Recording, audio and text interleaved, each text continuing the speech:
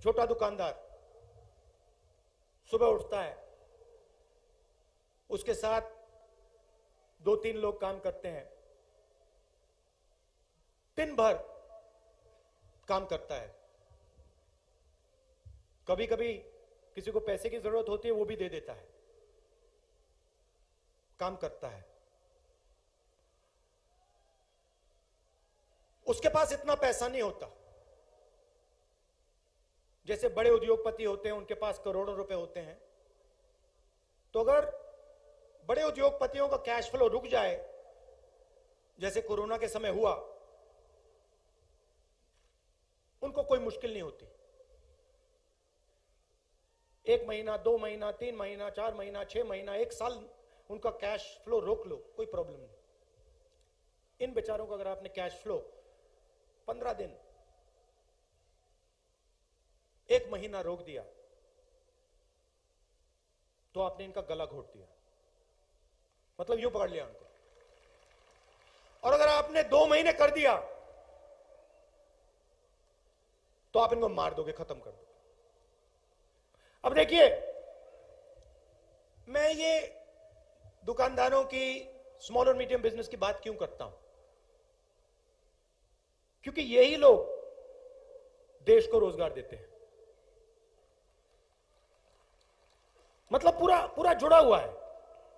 ये लोग देश को रोजगार देते हैं, युवाओं को काम देते हैं, तो पूरा सिस्टम जुड़ा हुआ है। किसान लोगों को भोजन देते हैं, तो बैलेंस की जरूरत होती है। सरकार ने क्या कहा, क्या किया? 8 बजे, इन सबको याद है, ये कोई नहीं भूला। ये घड़ी देखते हैं 8 बजे, इनके दिल में थोड़ी, उनका दिल तेजी से दौड़ता है। 8 बजे नरेंद्र मोदी जी ने नोटबंदी की थी, और फिर 4 घंटे बाद 12 बजते हैं, कहते हुए 12 बजे जीएसटी की थी। 8 बजे नोटबंदी, 12 बजे जीएसटी लागू की। और इनकी जो तपस्या है, उस तपस्या से चोरी की। क्यों किया? ये पॉलिसीज नहीं थी।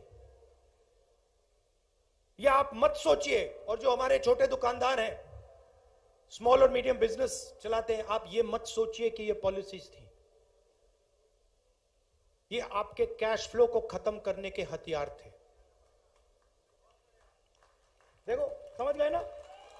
दुकान चलाते हो ना, देखो, समझ गया?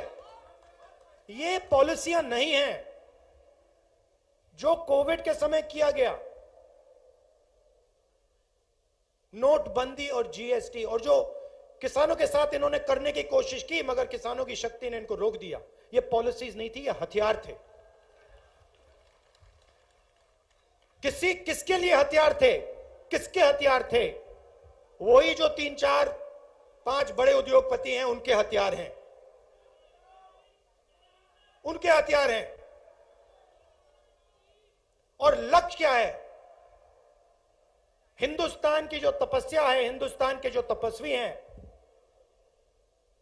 उनको दबाओ, उनको कुचलो, और उनके जेब में जो पैसा है उसको छीनकर 5-6 लोगों को दे दो। नुकसान देश का हो रहा है,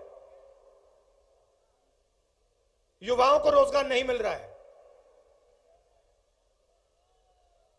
और मिल नहीं सकता क्योंकि आपने वो रीढ़ की हड्डी तोड़ दी। नोटबंदी करके, जीएसटी करके, कोविड में जो आपने किया, अरबपतियों का कर्जा माफ कर दिया, इनको छोड़ दिया, 1 रुपया तक नहीं दिया इनको, तो आपने रीढ़ की हड्डी तोड़ दी। और इसको अब फिर से बनाना पड़ेगा, फिर से जोड़ना पड़ेगा, तब हिंदुस्तान को जाके रोजगार मिलेगा।